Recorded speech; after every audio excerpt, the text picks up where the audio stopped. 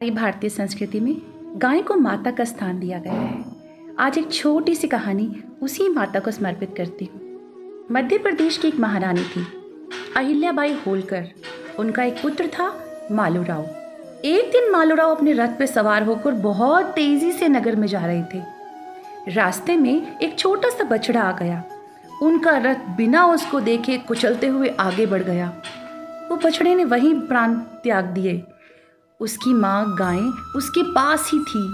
वो बेचारी कुछ भी नहीं कर पाई, बस अपने मरे हुए बछड़े के पास बैठ गई। किसी ने भी वहाँ पर कोई ध्यान नहीं दिया। वहाँ से महारानी का भी रथ गुजरा। उन्होंने उस बेचारी गाय को रास्ते में इस तरह से विलाप करते हुए देखा। उन्होंने लोगों से पूछा कि इस बछड़े को क्या हुआ है। लोगों ने उनको सारी बात बता दी।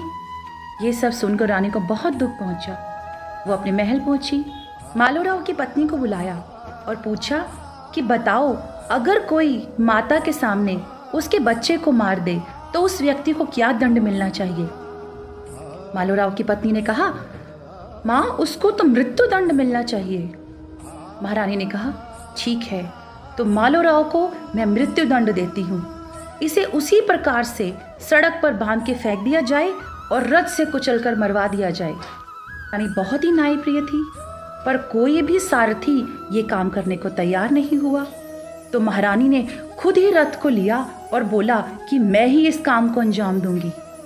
मालोराव को बांधकर सड़क पर लिटा दिया गया, उसी जगह पे जहां उसने उस बछड़े की हत्या की थी।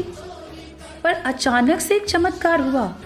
जब भी महारानी रथ से मालोराव को कुचलने जाती, वो गाय सामने आ जाती। बार बार उस गाय को हटाया जाता, पर वो गाय फिर से उनका रास्ता रोक लेती। तो सबने रानी को समझाया कि गाय उसको क्षमा कर रही है।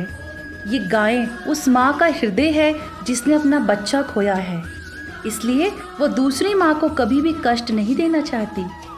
इसीलिए गाय को माता माना जाता है।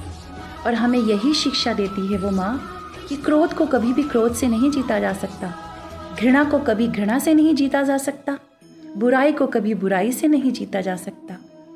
अच्छे कर्म कीजिए, अच्छे इंसान बनिए, माफ़ करना सीखिए। भगवान हमारे कर्मों का फल हमें ज़रूर देते हैं। राधे राधे।